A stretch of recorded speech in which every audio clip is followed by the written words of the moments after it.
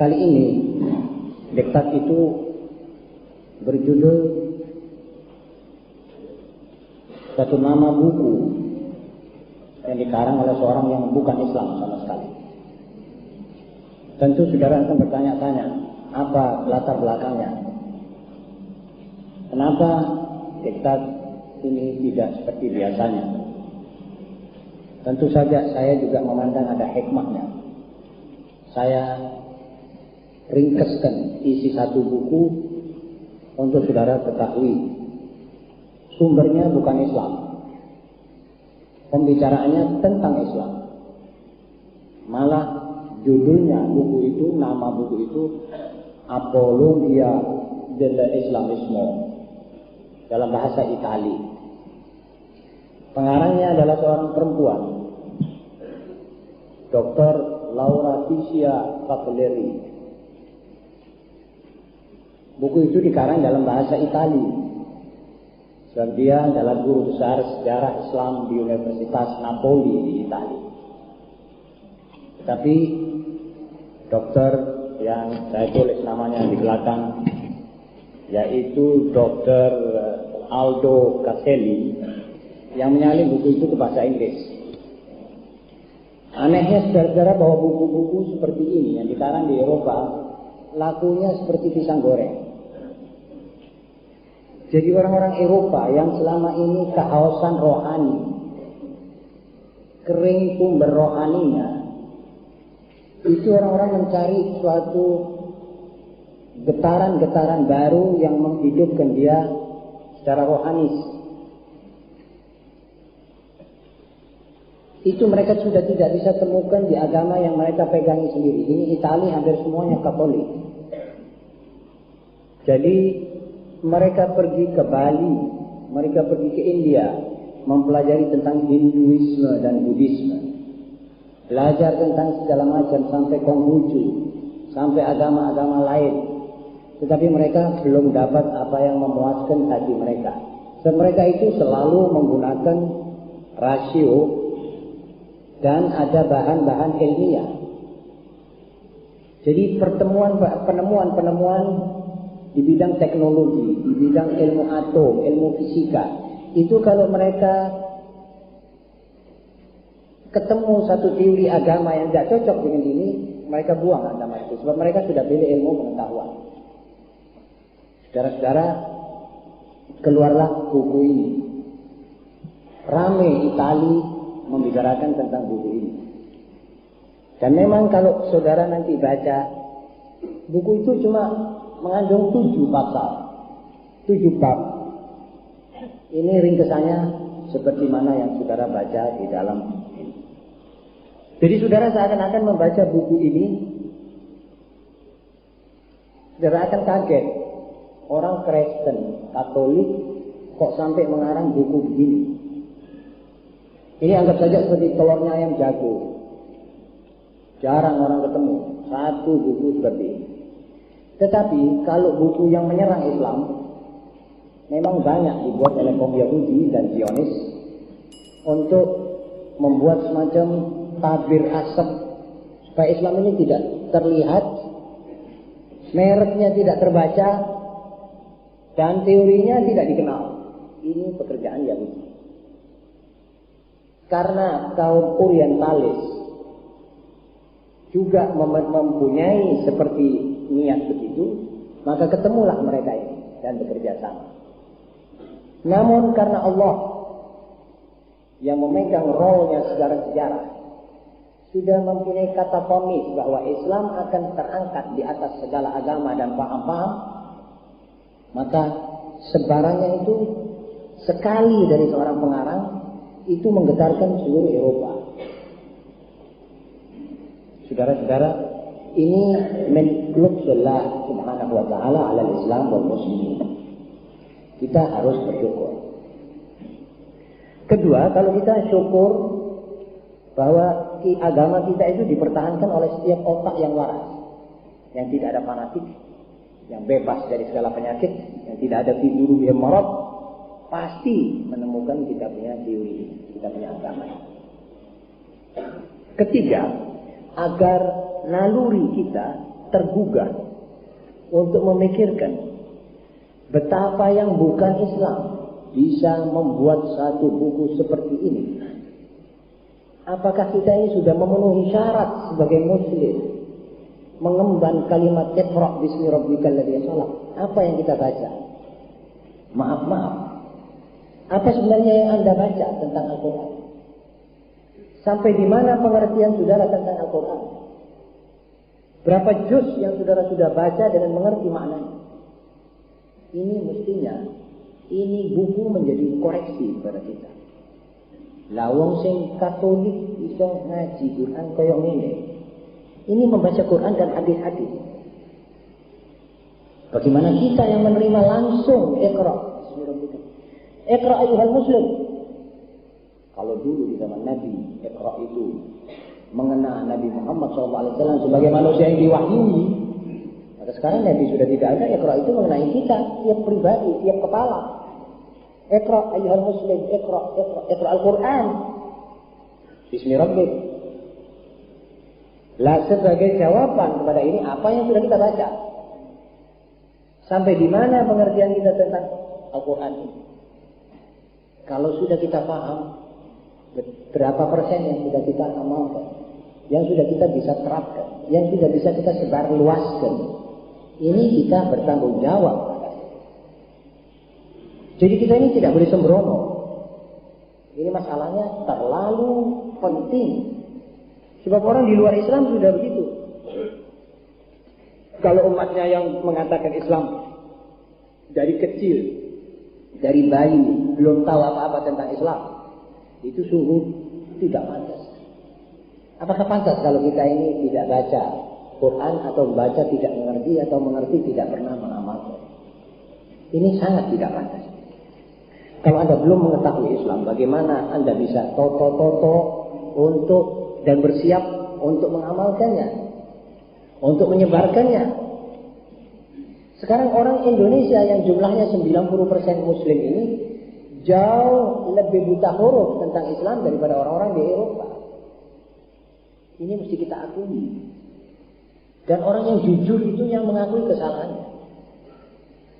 Yang mengakui kesalahan adalah kita, para ulama. Kita tidak merasa pernah tekun duduk membuat riset tentang Al-Quran dan mengajak saudara-saudara membaca selain daripada tafsir-tafsir yang ada ini. Jadi kita juga sedikit banyak bertanggung jawab.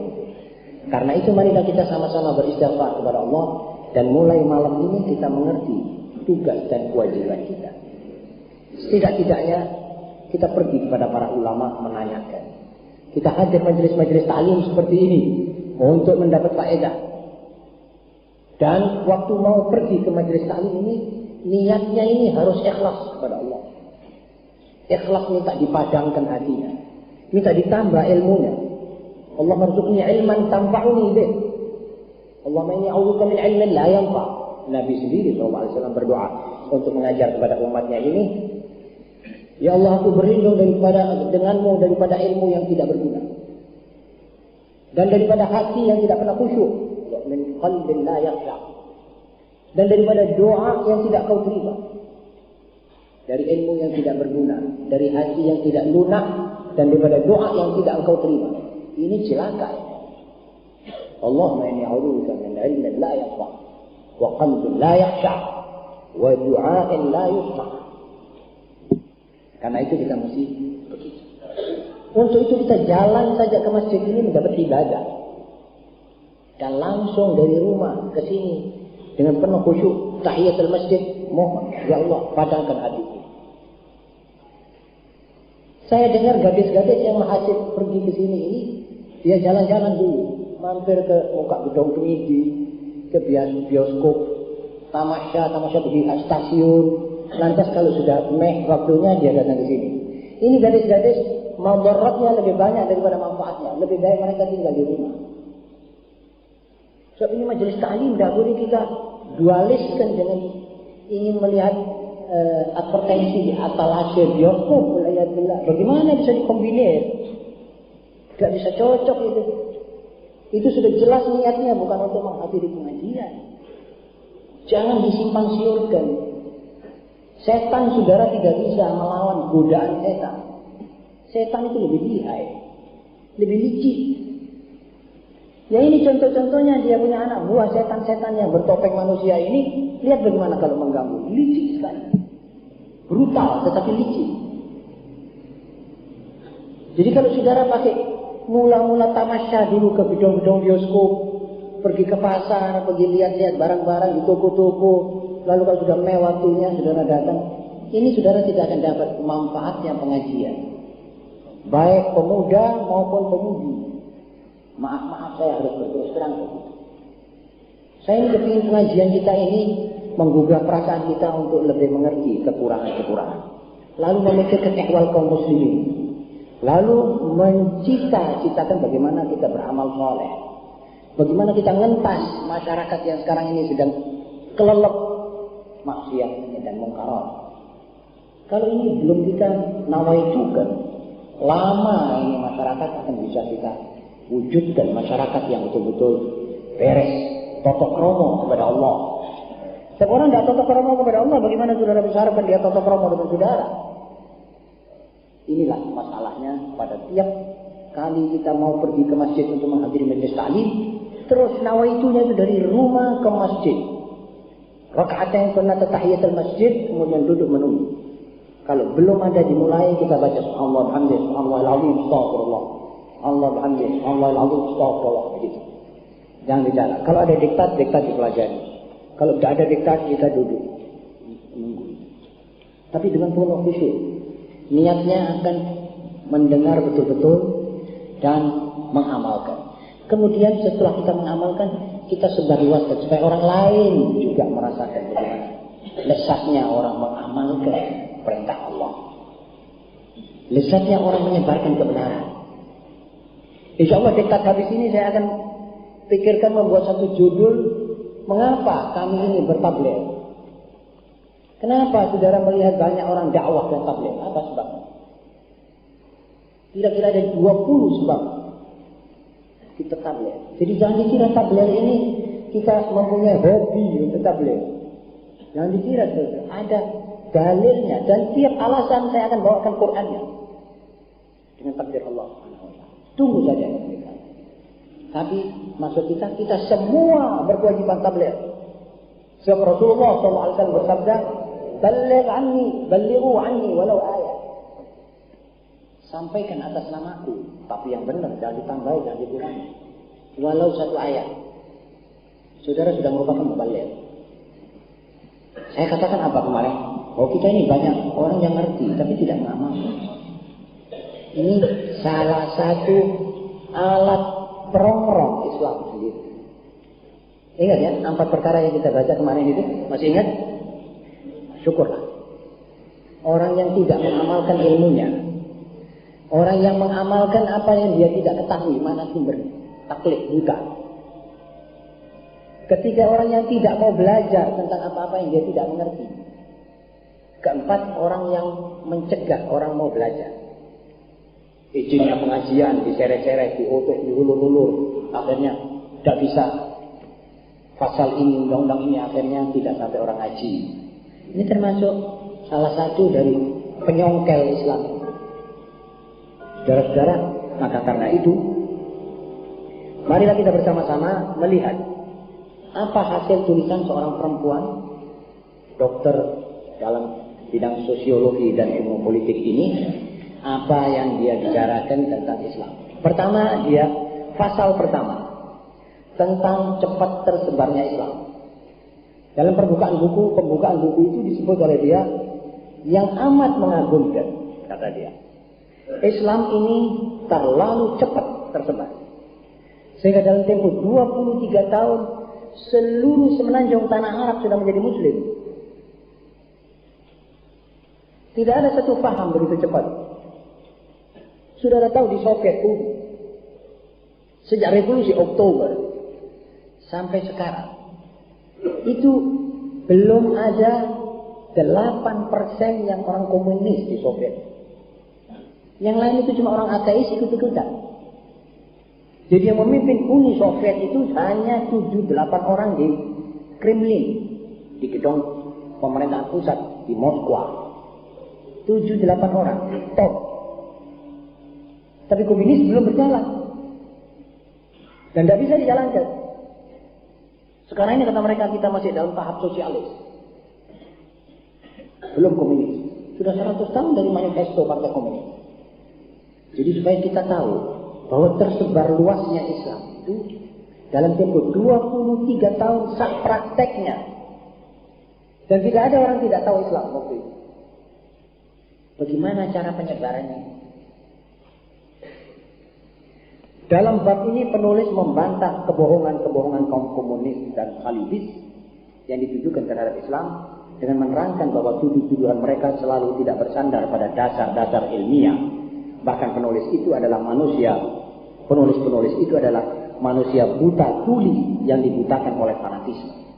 Sebab penulis-penulis di Eropa mengatakan Islam itu cepatnya tersebar luas dengan pedang. Padahal tidak betul. Islam itu tidak menggunakan pedang. 10 tahun di Mekah, 13 tahun di Mekah dipecuti sama orang kafir. Dipukuli, dipecuti, distikam, dibunuh. Islam tidak menggunakan satu pedang pun. Ingat cerita Bilal bin Rabah. Ingat cerita Ammar bin Yasir sama ibu sama ayahnya. Ibunya itu dijojo, ayahnya itu dijojo sama tumbak dari maaf-maaf belakangnya. Sampai tembus. Mati. Bilal disuruh melumah di pasir yang panas. Di Sahara. Juli ini. Itu Juni-Juli. Panasnya pasir seperti api. Menganga sudah. Kalau saudara masukkan telur mentah. 1-2 menit saudara angkat sudah matang. Panas sekali. Bilal disuruh melumah. Ditaruh di atas dadanya batu sebesar gunung. Lalu disuruh murtad kembali. Bilal mengatakan ahad, ahad, ahad. Pecuti, azab, disiksa. Islam tidak menggunakan pedang.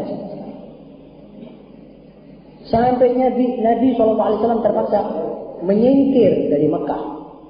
Tidak menggunakan satu batu untuk melempar rumahnya orang kafir. 13 tahun. Jadi tidak benar kalau dikatakan Islam tersebar dengan pedang. Tetapi tidak ada di dunia pikiran yang waras membiarkan orang cuma dipukuli tok. Tapi itu tidak praktis. Ini ideologi mesti tersebar. Janji Islam kepada dunia seluruhnya, la ikraha fid din. Ayo sebar menyebarkan agama dan ideologi sama-sama.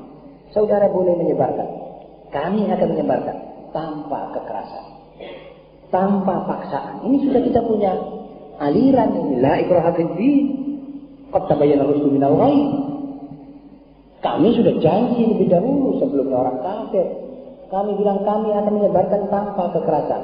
Faman syaa'a falyu'min wa man syaa'a falyakfur. Barang siapa suka masuk beragama Islam, beriman, silahkan. Kalau tidak mau, boleh saudara pergi ke tempat kafir. Kami tidak paksa saudara. Begitu kita punya doktrina. Tetapi mereka selalu menggunakan kekerasan. Jadi maksudnya mereka itu, Nabi ini akan dikejar-kejar dan terus akan dibunuh. Lah ini kalau kita empakkan kita punya leher untuk dibunuh orang, ini bukan perjuangan. Itu perbudakan. Itu jiwa budak. Kami sudah bilang kita tidak perlu menggunakan kekerasan. Saudara boleh menyebarkan, kami akan menyebarkan tanpa kekerasan. Kalau mereka tidak mau, mereka akan menggunakan kekerasan, lalu kita mesti diam. Itu tidak adil.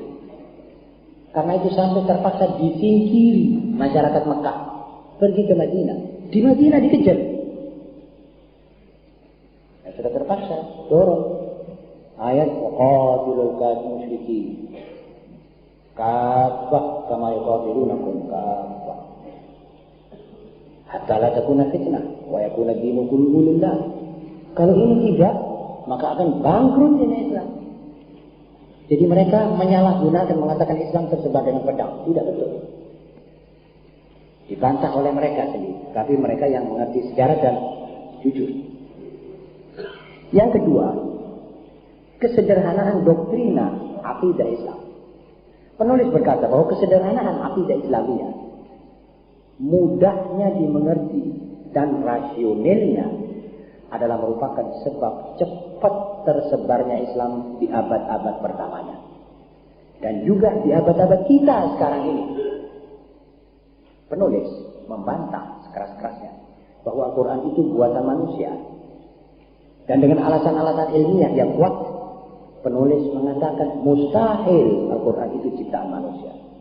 Lalu ditegaskan bahwa dia adalah suatu mukjizat Islam yang paling besar. Pertama dia bilang gampangnya itu akidah. Jadi tidak diajak saudara berbelit-belit. 1 sama dengan 3. Tapi 3 ini diperas menjadi 1. 1 sama dengan 1 sama dengan 1 jadi 1. Padahal 3 jadi 1. Ini kata dia tidak ada.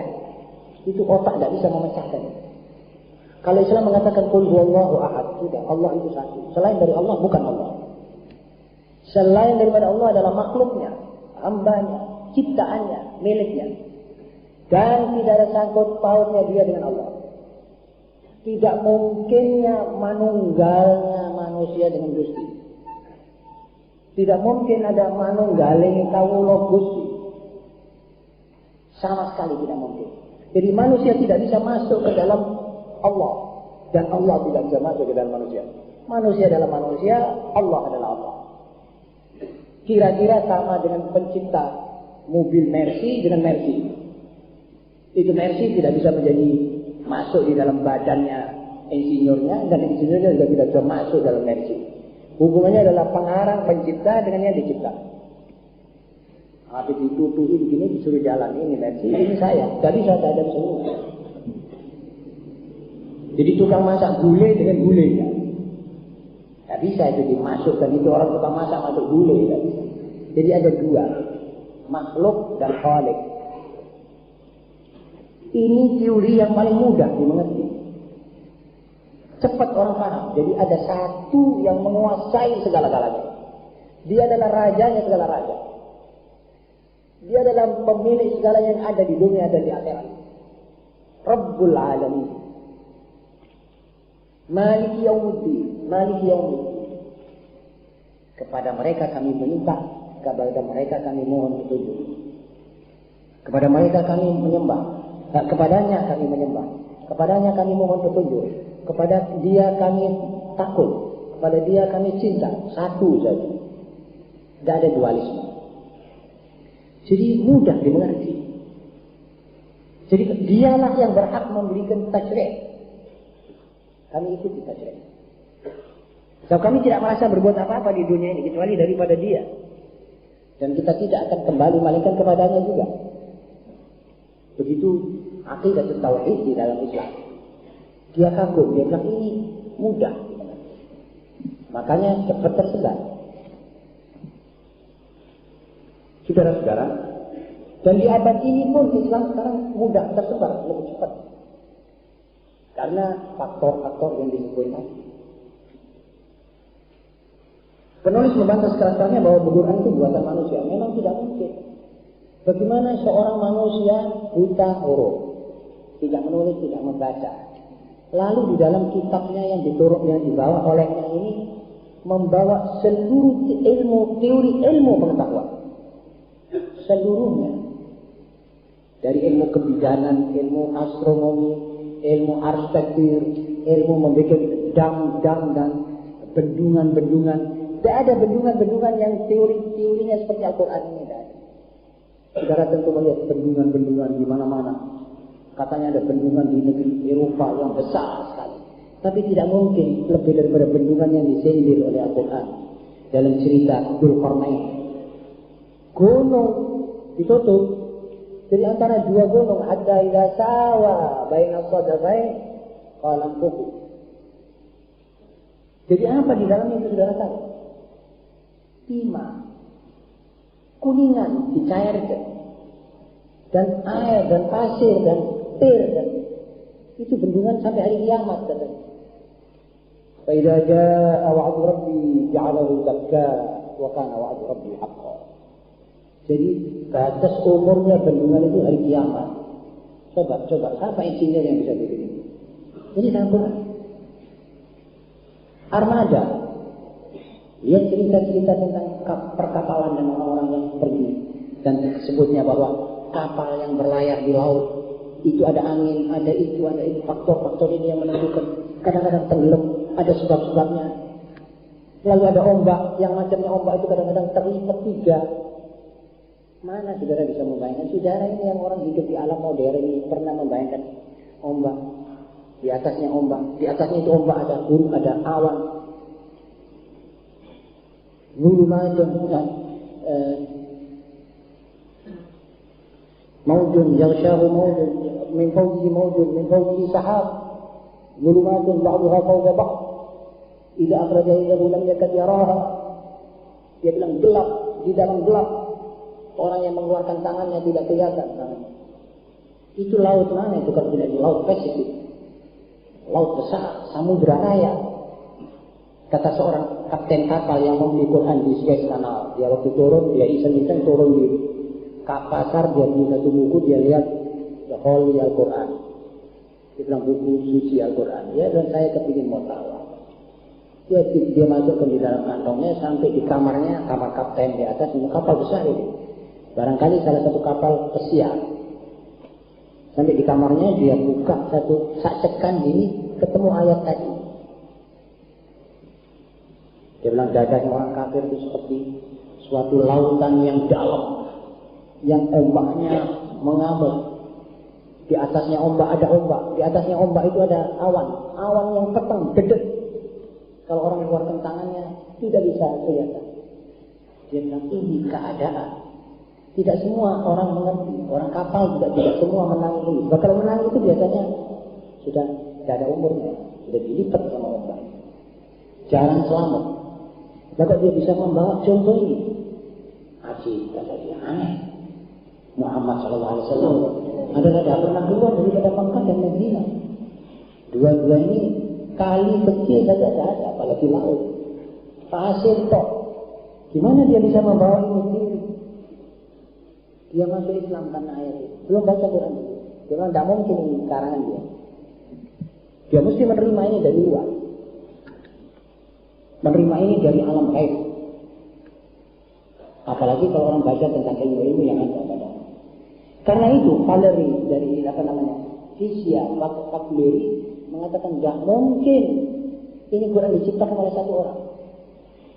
Malah ada satu profesor lain mengatakan kalau kita anggap Muhammad yang menciptakan Quran, harus sekaligus kita katakan bahwa Muhammad ini Tuhan. Baru cocok. Tidak mungkin otak satu manusia. Ilmu sejarah ada di situ. Dan sejarah itu dibagi dua, sejarah zaman purba dan sejarah yang akan datang diciptakan. Nanti akan ada Ya'juj wa Ma'juj. Nanti akan ada Dajjal. Nanti gitu. Dan dulu zaman Nabi Allah Nuh begini. Ini bagaimana seorang bisa menguasai sejarah? Umurnya berapa ini orang? Tak mungkin. Ada ahli kahfi tidur di dalam satu gua 309 tahun. Kalau bisa 9 tahun. Tak bisa, tak mau bilang kurang lebih 300 tahun. 309. Itu kalau saudara anggap yang 9 itu adalah 9 itu perbedaan antara tahun kalender yang memakai bulan dengan kalender yang memakai matahari. Coba, dan cocok. Orang nggak bisa hisab, nggak bisa tulis. Ilmu perbintangan, dia bilang di bintang-bintang itu ada makhluk hidup. Kapan dia punya teleskop? Yang punya teleskop sekarang nggak bisa menemukan, masih meragukan. Tapi dia bilang bola-bolanya, planet-planetnya seperti bumi, bisa ditempati orang. Tetapi untuk mengatakan bahwa itu ada orangnya itu belum orang berani. Sampai sekarang. Amerika yang mempunyai teleskop yang terbesar di dunia di Gunung Mount Palomar tidak pernah berani mengatakan sudah ada makhluk hidup. Jadi masih dikira-kirakan ini mungkin ada. Quran dibilang Nabi Muhammad SAW membawa ayat ini dibilang itu orang yang mengatakan Quran harus dipisahkan dari sejarah pemerintahan atau sejarah, itu orang tidak mengerti Quran. Kalau orang mau masukkan sekularisme di dalam Al-Quran, itu orang tidak mengerti Quran. Nanti dia bantah juga. Saudara-saudara, dia akui bahwa ini adalah mukjizat Islam yang paling besar. Sebab dia baca tentang mukjizat bulan terbelah dua.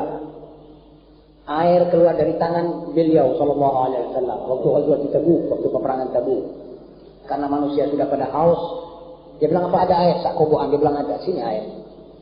Dimasukkan tangannya di air itu, dikeluarkan sudah mili air terus dan semua orang minum, sak untanya, sak kudanya, sak orangnya. Tapi kata Nyonya Dokter Laura ini, itu mukjizat kecil. Itu mukjizat yang untuk zamannya tok. Kita tidak menangi itu. Tapi Quran ini mukjizat yang paling besar. Saban kali kita baca, saban ada makna baru. Ini orang Kristen, Katolik. Lalu kita umatnya tidak mengerti, itu kan malu. Karena itu marilah kita betul-betul mempelajari Al-Quran itu. Ketiga, arti syiar Islam. Dalam pasal ketiga ini, penulis mengatakan bahwa syiar Islam memegang role yang penting dalam pensucian roh manusia dan mengangkatnya ke tingkatan yang amat tinggi supaya dapat memiliki tanggung jawab dalam menghadapi segala persoalan hidup. Jadi syiar Islam seperti sholat, seperti ibadah haji, itu kan dia mensucikan jiwa. Jadi orang yang sholat, orang yang kotor, berlumuran maksiat, terus dia mandi, ambil air sembahyang, air sholat, ngadep di belakang sholat, itu ada sifat pensucian rohnya. Jadi itu debu-debu seperti di bersih, di sabon. Ini orang mengerti sebab bacaan itu Al-Quran, yang bacaan sholat dan tahiyatnya dan subhana rabbiyal a'la, subhana rabbiyal a'la, itu dinilai dari segi ilmu pendidikan dan ilmu jiwa, semua itu mengandung pembersihan roh.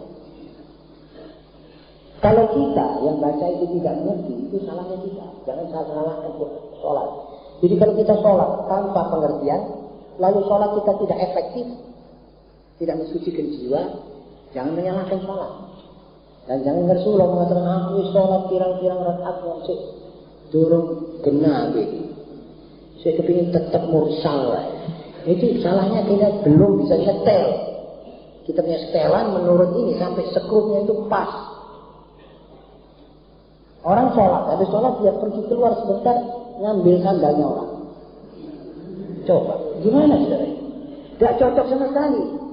Dia habis sholat Jumat, orang beribu-ribu berdoa, dia dapat rahmat. Toto keluar lihat sandal baru disaut. Lalu dia bilang, iya ya, aku cuma mari sholat kok ini. Sholatnya belum tepat. Jadi kalau menurut dia ini mesti mensucikan roh.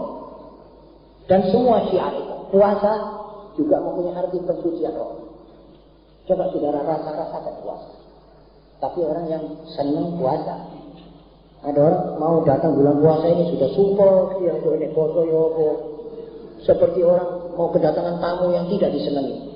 Ini puasa juga terhadap dia tidak senang. Sama-sama. Kalau orang sayang kepada Nabi Muhammad SAW, berarti Nabi Muhammad juga sayang sama dia. Sebab ada tanda-tandanya orang sayang, bukan? Kalau sayang sama Nabi Muhammad, kita kerjakan sunatnya, kerjakan amal ubudiyah menurut kemauannya yang dibawa oleh beliau. Jadi semua syiar ini mensucikan roh. Ini satu kepentingan dan keunggulan. Lain-lain syiar dia sudah pelajari, syiar agama Hindu misalnya. Tidak ada sifat membersihkan roh. Ada sifat-sifat materialis. Ada sifat pengumpulan duit. Ada sifat muda-mudi dan foya-foya. Merusak roh dia, memperbaiki tidak. Begitu kata ini siapa namanya? Fakhluri ini. Pasal keempat, akhlak atau normal Islam. Ini Islam mempunyai moral. Dalam pasal ini orang dapat membaca kupasan-kupasan yang dalam dan teliti sekali tentang akhlak-akhlak Islam, sambil membantah tuduhan yang dilontarkan Barat secara palsu dan licik. Jadi dia bilang Islam ini mempunyai toto kromo. Itu toto kromo menjadikan manusia yang mengamalkannya itu manusia indah berjalan hidupnya. Bagaimana tidak? Sudah bayangkan saja. Orang kalau bicara tidak pernah bohong. Ini manusia baik. Orang yang kalau ada kelebihan duit dia sedekah pada orang yang perlu. Orang yang kalau dimintai utang dia ngutangi Sebab ada pahalanya orang yang ngutangi orang butuh. Orang yang jalan ke masjid, dia niat dia mau takarrub kepada Allah. Orang yang ada kelebihan nafkah dikasihkan istrinya, anaknya dididik. Ini orang sudah jelas orang terkasih. Orang maka bakal sayang. Senyum, dia tidak pernah muka merengut sebab larangan Nabi Muhammad SAW. Jangan. Kalau ketemu sama Muslim harus yang sumai, mukamu yang senyum. Ulur tanganmu dulu untuk berjabatan. Kalau perlu kamu lebih dulu ingat Assalamualaikum sebelum dia mengucapkan. Aturan-aturan begini ini menyebabkan satu orang Muslim, moral dan norma Islam ini menyebabkan dia jalan di dunia ini sebagai manusia yang indah dan dikasihi oleh semua orang. Kalau bisa bicara, sapi dan kucing itu sayang kepada Muslim. Apa sebab? Sudah dilarang oleh Nabi Muhammad SAW mengganggu binatang. Dilarang oleh Nabi Muhammad SAW memasang kelonengan yang besar di apa namanya itu? Memasang kelintingan di lehernya sapi atau lehernya kucing. Sebab katanya itu menggiraskan dia, menggusarkan dia. Dia tidak senang. Jangan dipasang. Kalau mau menyembelih, sampai mau menyembelih hewan yang sudah bakal kau makan ini, kata Nabi Muhammad SAW. Yang kena, isumu yang tajam dalam mengganggu lehernya itu hewan. Ya makanan, tapi yang kena. Jangan kau egrek sampai itu binatang. Dan jangan kau teriakkan. Wedus satu mau dipotong, wedus-wedus yang lain melihat. Seperti aturannya orang-orang jagal yang tidak baca hadis, yang tidak baca Quran. Ini di sebelah sini itu melihat. Kurang baik. Kata Nabi Muhammad SAW, ambil. Dan kasih orang makan dulu, kasih orang minum, secukupnya. Walhasil aturannya seorang muslim, hatta hewan cinta dengan dia. Kalau tidak percaya, lakon. Nanti tahu-tahu saudara kan, orang semua kelihatan sayang, istri saudara, lebih sayang pada saudara. Ngomelnya istri barangkali berkurang sedikit, dan begitu. Sebab saudara menggunakan toto kromo. Di sini kata Pak Galeri, ini lain daripada yang lain. Dalam penutup pasal ini penulis berkata manusia amat membutuhkan agama. Namun mereka menghendaki agar agama itu sekaligus tidak membendung kemauan. Juga di dalam akhlak Islam, toto kromonya. Kemauan-kemauan manusiawi tidak ditutup. Jadi saluran manusiawi tidak dibuntet. Ada orang mau kawin, lalu bilang gak boleh kawin haram. Ada agama. Baru saja agama Katolik membolehkan orang kawin. Dari zaman dulu itu agama Katolik melarang orang kawin. Pastor tidak boleh kawin, katanya itu maksiat. Lalu bagaimana? Ya sudah tahu sendiri. Maksiat orang. Kadang-kadang homo. Kadang-kadang itu rahibat dengan rahibi di dalam satu gereja berbuat sah. Maunya mengkawin. Islam bilang tidak, kawin no. Tapi zina jangan. Sebab ini akibatnya itu begini. Ini harus sunnah. Sunatku, aku sendiri kawin. Tidak membendung kemauan, tidak membendung keinginan, insting mereka. Dan bukanlah cuma dekat dengan perasaan saja, tetapi menyuguhkan kebahagiaan, keselamatan pada kehidupan di masa kini dan pada kehidupan di akhirat kelak. Jadi ini agama dan aturan agama dan toto kromonya agama membawa kebahagiaan saudara di sini dan kebahagiaan saudara di akhirat. Jadi kalau saudara misalnya tidak bohong, saudara tidak banyak musuh, saudara tidak akan malu dengan orang. Lalu kalau saudara tidak malu sama orang, saudara senang.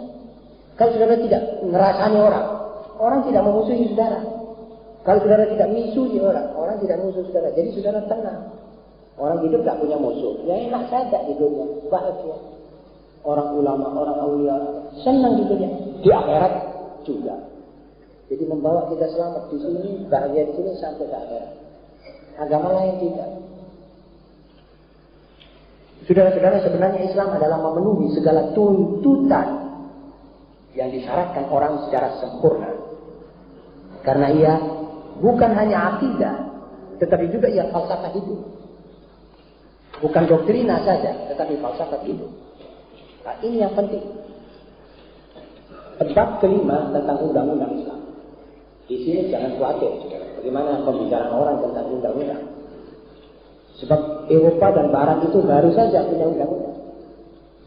Dan baru saja menemukan pasal-pasal dalam undang-undang mereka. Tapi Islam 1400 tahun dulu sudah mempunyai undang-undang yang lengkap. Bukan undang-undang tentang perkawinan tok misalnya. Tidak.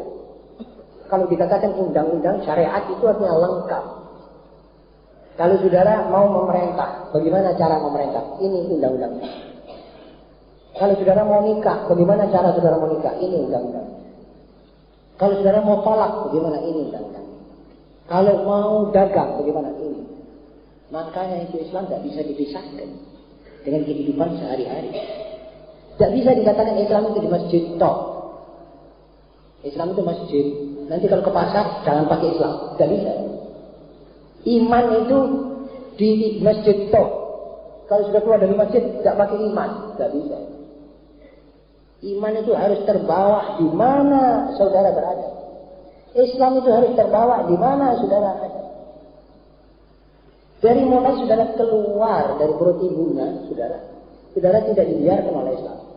Ada yang mengatakan ada nono kupingnya. Potongkan kambing untuk sedekah. Syukur kepada Allah. Bikin akikah. Potongkan oleh ayahnya yang mampu. Kalau tidak mampu, tidak wajib. Lah kalau ayam dia boleh masuk akikah. Kalau tidak mampu punya duit untuk ayam saja, potong ayam. Tapi kalau punya duit untuk 2 kambing, itu sunnah. Apa maksudnya? Baru terima tamu kecil baru yang disayang. Ditunggu-tunggu 9 bulan oleh orang tuanya. Datang dalam keadaan wudu, selamat, beres, ayo tasyakur. Lalu tasyakur bagaimana? Bedus itu ditapak, sebelah, dimakan. Kasihkan orang-orang miskin. Mereka juga ikut girang anakmu lahir ini. Ini syukurmu. Lah begitu coba pikirkan bagaimana aturan ini. Mana ada agama lain begini. Jadi moral Islam ini memang menyebabkan orang dikasihi orang. Pokok. Sampai begitu jauh. Padahal saudara orang-orang itu tidak untuk berwira. Itu saudara punya anak. Tetapi saudara diwajibkan. Demi tasyakur. Saudara sedekah. Tasyakur. Jadi saudara ingat bahwa ini anak adalah titipan Allah sebagai tamu yang baru datang. Orang mau mondok di tempat saudara buat selama-lamanya. Jadi anak saya adalah tamu saya yang paling kusayangi dan kutunggu-tunggu.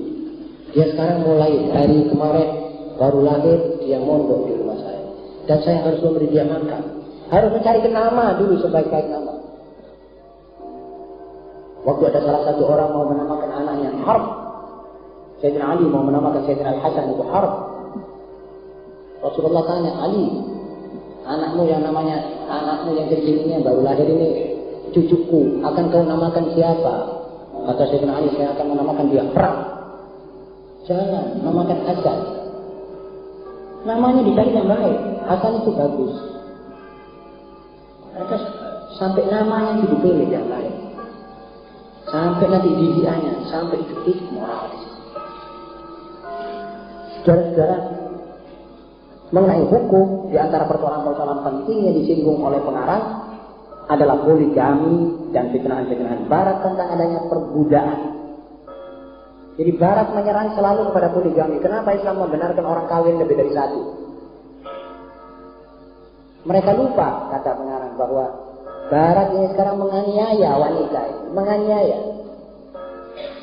Undang-undangnya tidak ada poligami, tapi orang perempuan dipoligami secara tidak sah. Dibikin jajan-jajanan. Kalau ada orang nyuwun sewu ya, ini masjid ya, tidak pantas keluarkan diri. Tapi supaya saudara mengerti, orang-orang Barat itu kalau mau jajan, cari perempuan di mana alun-alun apa itu dibikin jajan. Itu tidak menghormati perempuan itu. Itu tidak menghormati perempuan itu. Itu sama dengan dipoligami, tapi poligami 1 malam dan caranya tidak sah. Menghina dia, kalau dia punya suami, kita tumpangi perbuatannya tidak baik, dia rumah tangga. Akhirnya ini dibenarkan oleh undang-undang Barat. Kalau Islam bilang tidak. Islam bilang kawin itu 1 perempuan, itu pokok. Tetapi sebagai manusia, kalau ada hal-hal darurat, jangan sampai kamu zina. Boleh tambah 1, asal kuat. Syaratnya yang adil. Kalau kamu tidak bisa adil, sudah sabar. 1 ini tunggu. Kan kena itu. Tapi Barat tidak mau dia ngamuk di sini. Dia bilang, apa ini? Lah kamu tidak boleh poligami, tapi kami mempunyai 200 gundik. Barat mana ada perempuan yang satu dijadikan satu sampai mati? Dia menggondek tiap malam 2-1, lebih dari 1-2-3 satu malam. Ke bar, ke bioskop itu orang-orang yang nyanyi striptease, dance dan lain-lain itu seperti taksi sewaan itu, Nah itu bukan poligami. Itu poligaminya poligami, tetapi tidak pantas. Kan sama-sama memilih adanya lebih dari satu, pilih tanggung jawab sekali. Nunggu barang itu dibeli seluruhnya gitu. Tidak main pincuan gitu, habis itu pincuknya dibuang. Tidak, itu licik itu. Islam tidak mendidik umatnya begitu. Tapi kalau kamu butuh betul, misalnya istrimu sakit, dia tidak bisa melayani, TBC misalnya, maaf. Lalu gak bisa, anaknya sudah banyak, apa saudara cerai? Jangan. Peliharalah dia, kalau saudara mampu. Kalau saudara tidak mampu, sabar satu itu. Tapi kalau saudara mampu, saudara daripada memilih zina, tambah satu. Itu aturan adil. Padahal dia bisa jajan tiap malam, dia kawin tiap malam bisa. Cuma kata Islam jangan, itu nanti kamu merusak masyarakat orang lain. Kalau kakakmu dizinai orang, ibumu dizinai orang, anakmu dizinai orang, kamu juga tidak mau. Ya jangan berzina sama kakaknya orang, jangan berzina sama istrinya orang. Setiap perempuan yang ada di dunia, kata Sayyidina Ali, itu salah satu. Atau dia anaknya orang, atau dia kakaknya orang, atau dia adiknya orang, atau istrinya orang, atau misalnya orang. Sama dengan kamu juga mempunyai kakak, adik, ibu, istri. Yang kamu juga tidak mau itu manusia-manusia perempuan dizinai orang lain. Kamu juga jangan berzina sama orang lain. Jadi sudah cukup. Jadi ada tepuk seliro. Selain itu tidak kena penyakit, tidak kena fitnah. Nanti ini begini, nanti jadi fitnah, godaan, perkelahian, itu tempat-tempat pelacuran banyak. Istrinya ini dibawa oleh situ, lalu situ marah, akhirnya dia tembak gitu cara. Ya seperti di bioskop-bioskop ini. Jadi orang jadi bajingan karena istrinya dibajing orang. Dia juga bajing istrinya orang. Nah ini aifu ta'aifu nisa'atu. Jadi poligami menurut Islam sudah ditoko. Yang noto ini Allah.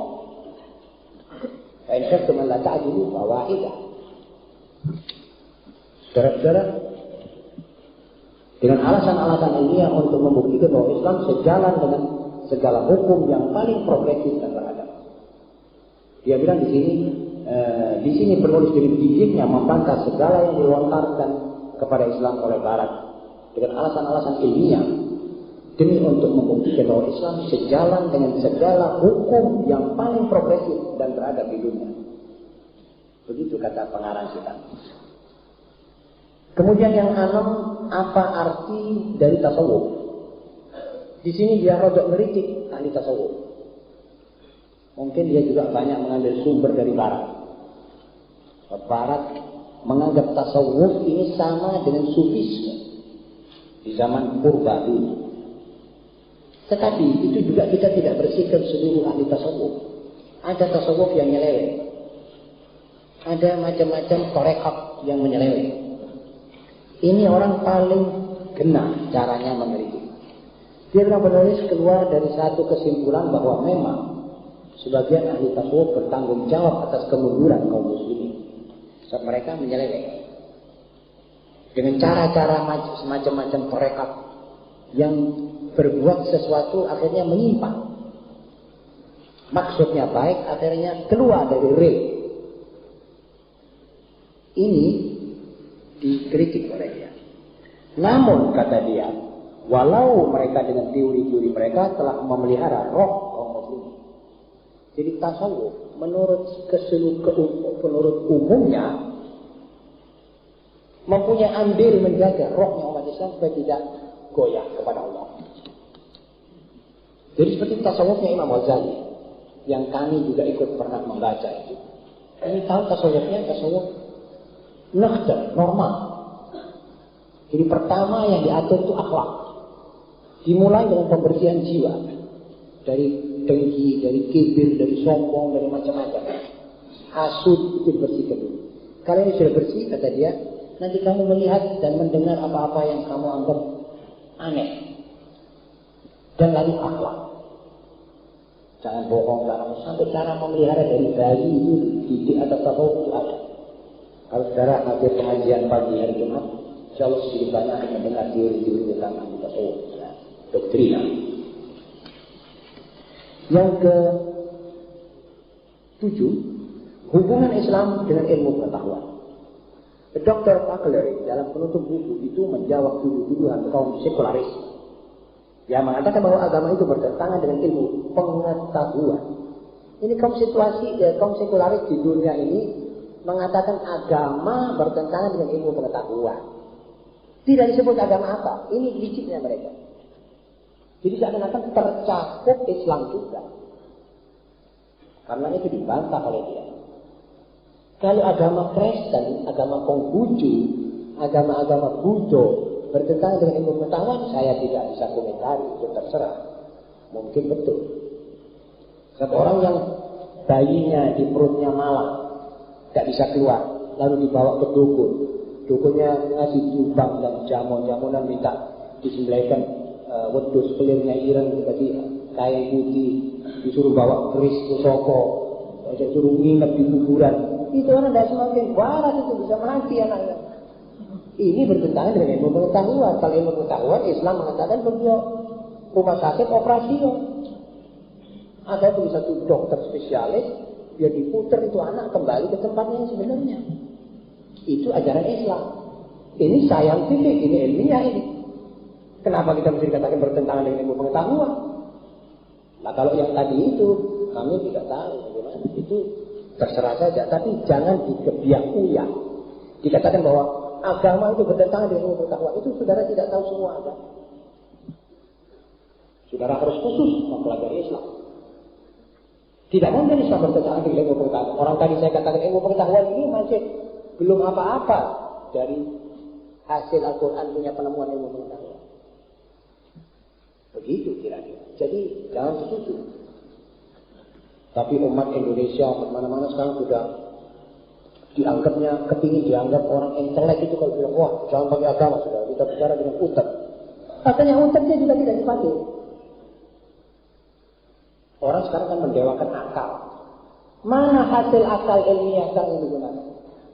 Katanya minta ilmu pengetahuan. Ya kita sekarang pakai ilmiah saja. Baik. Coba saya mau tanya. Ilmiahmu kan mengatakan bahwa khamr itu berbahaya. Minuman keras itu kan berbahaya. Ya betul. Lah kok kamu benar? Kok undang-undangmu membolehkan? Ilmiahmu kan mengatakan bahwa rokok itu menyebabkan kanker. Iya betul. Dan kok semua advertensi yang ada di strat-strat di kampung-kampung itu advertensi rokok, segala jarum, segala peniti, segala macam-macam itu. Kenapa kamu biarkan? Gudang garam, gurih, sedap, wangi, membawa ini, membawa bahagia, itu palsu. Bagaimana kamu ilmiahmu ketaruh mana di sini? Kamu kan tahu bahwa berzina itu membawa penyakit. Iya betul. Apa kamu anggap zina itu sehat? Tidak. Tapi kamu benarkan itu zina. Jadi ilmiah juga sudah tidak digunakan. Ini free case. Dia sudah keluar segala real. Akhirnya dia ketemu hawa nafsu. Dia jalan atas hawa nafsu. Satu contoh. Itu Yahudi internasional mempunyai seks pintar ya. Syaitanisme itu hanya berpusat kepada Yahudi dan Salib. Itu Iran. Di Iran waktu itu orang perempuan dipastikan kembali kepada aturan Islam memakai cadur atau kudu. Itu perempuan-perempuan menerima. Hanya ada beberapa gelintir perempuan yang belajar dari Paris, yang hidup di tepi sungai Sil, atau belajar di gereja Notre Dame du Sandri di Paris. Itu perempuan-perempuan uteknya utek barat, gak mau hubungan untuk mengorganisir ini supaya membuat demonstrasi. Seorang Yahudi namanya Simon de Beauvoir, dari Prancis. Ini mengirim istrinya, namanya Sartre, Nyonya Sartre. Nyonya Sartre dulu dibiayai ke Iran untuk memimpin demonstrasi. Siapa yang demonstrasi? Yang hadir seluruh demonstrasi itu 5.400 orang tok perempuan. Buka pakai UKMC, tidak mau kami turut Khomeini. Kami ingin terbuka, kami ingin bebas, kami ingin tidak mau dikungkung. Dan ini yang organisir Sartre ini. Sudah keluar kira-kira 1 juta kurang sedikit perempuan. Semuanya kunjungan dan mengatakan terima kasih ya Khomeini, engkau kembalikan kami kepada ajaran Allah. Dan semuanya pakai kudung, tidak kelihatan cuma mukanya tok. Sesudah itu satu perempuan menjawab, hei Sartre, hei seorang Yahudi tua keparat, orang tua sudah dia bilang, kamu datang ke sini ini alasanmu apa? Alasanmu demokrasi. Kamu palsu. So, kalau demokrasi kamu mesti tanya berapa yang ikut tidak mau kunjungan dan berapa yang mau kunjungan. Lihat kami punya angka berapa. Kamu keliru. Kamu salah alamat.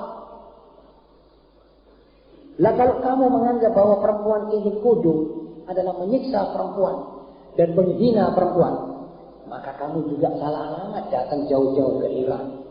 Itu loh pastor-pastor perempuan yang di rumah sakit pakai kap, pakai kudung, pakai keruput itu keluarkan dulu, dilucur pakai pakaian sempak aja. Biar kamu lega. Kok kesini? Kamu jauh terlalu melangkah lautan, kamu datang ke Iran. Itu di Paris itu ada berapa ratus ribu perempuan Kristen Katolik yang pakai kudung, pakai kap, pakai macam-macam itu. Suruh keluar dia pakai pakaian sempak aja. Kembali kau dari sini. Kami tidak butuhkan kamu punya teori. Tidak lama, pihak kepolisian dan imigrasi minta dia meninggalkan Iran dalam tempo 24 jam. Yusuf. Saudara-saudara, sama-sama bisa nge-share, sama-sama bisa berbicara. Itu perempuan muslimah, kalau dibebaskan dari segala kungkungan, dididik betul atas dasar Islam, dia lebih gandes daripada ibu. Coba. Ini suaranya. Tidak lantas iya benar orang bukan dikudungan. Wong wedok kok disiksa. Ini tandanya mengikuti kata-kata orang bahlul yang tidak mengerti din, tidak mengerti agama.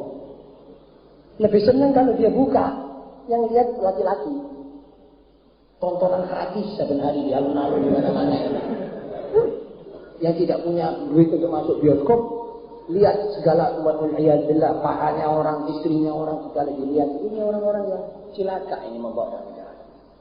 Dan latar belakang dari perginya Sartre ke sana, ngotoknya Zionis supaya mereka berhasil membuka kudungnya orang-orang Iran. Saudara tahu apa aljabarnya ini?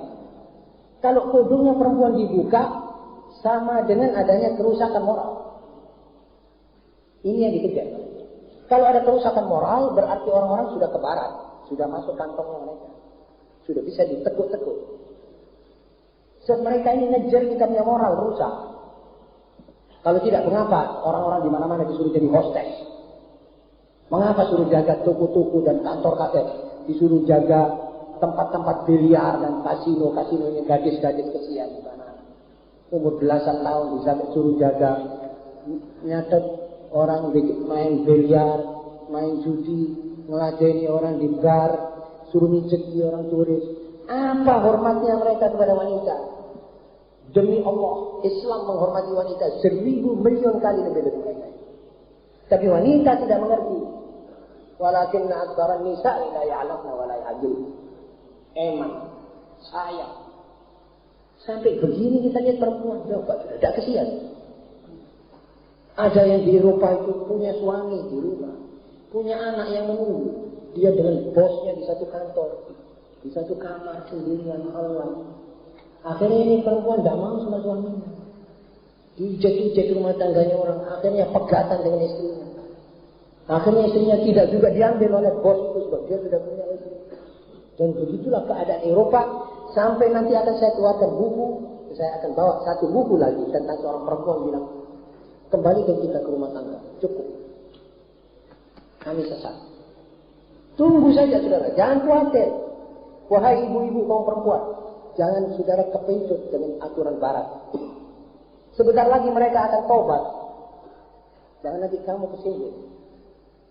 Lebih baik kita di rumah tangga, mengatur kita punya rumah tangga yang baik. Yang akhlaknya, yang aturannya, yang tata kromonya baik. Menurut apa yang difirmankan oleh Allah dan Rasulullah SAW.